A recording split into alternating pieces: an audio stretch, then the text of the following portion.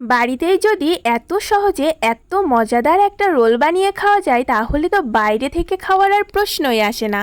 তো দেখো এখানে গাজর, কাঁচা লঙ্কা, পেঁয়াজ আর ধনেপাতা কুচি করে নিয়েছি আর মাংসটাকে ম্যারিনেট করে নিয়েছি। এবার কড়াইতে তেল দিয়ে তেলটা গরম হয়ে এলে জিরে ফোড়ন দিয়ে সব রকমের সবজি কিন্তু দিয়ে হালকা ভাজা ভাজা করে নেব।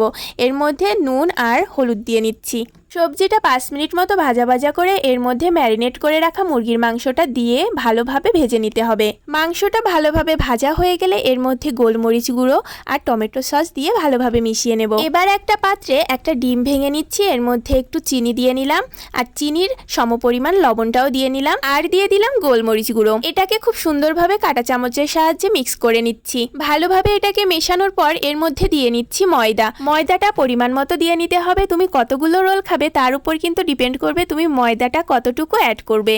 এবার ময়দার মধ্যে অল্প অল্প জল মিশিয়ে এটাকে সুন্দর একটা পাতলা ব্যাটারে পরিণত করতে হবে।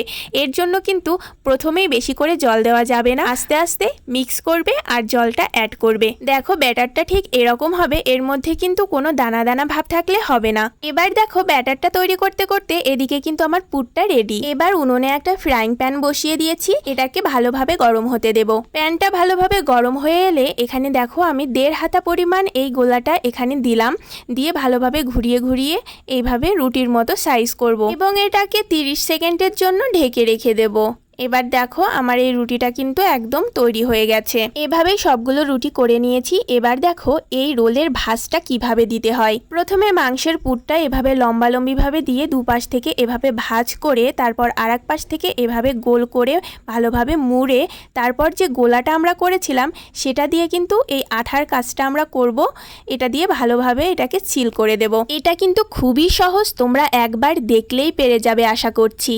আচ্ছা, এবার প্যানে অল্প একটু তেল দিয়ে প্যানটা ভালোভাবে ঘুরিয়ে চারিদিকে তেলটাকে ছড়িয়ে নিতে হবে। একদম বেশি তেল দেওয়া যাবে না, অল্প একটু তেল দিলেই হয়ে যাবে। এবার রোলগুলো এক এক করে তেলে ছেড়ে দিতে হবে এবং ভালোভাবে উল্টে পাল্টে ভেজে নিলে আমাদের রোল একদম তৈরি। তো রোলটা কিন্তু খেতে অনেক বেশি টেস্টি হয়। তো খুব সহজেই কিন্তু তোমরা বাড়িতে এরকম রোল বানিয়ে নিতে পারো। ঘরে থাকা জিনিস দিয়ে খুব সহজেই কিন্তু এই রোলটা বানিয়ে নেওয়া যায়। তো ভিডিওটা কেমন লাগলো অবশ্যই জানিও। ভালো লাগলে একটা লাইক করে দিও। সবাই অনেক অনেক ভালো থেকো, সুস্থ থেকো। দেখা হবে নেক্সট কোনো ভিডিওতে। বাই।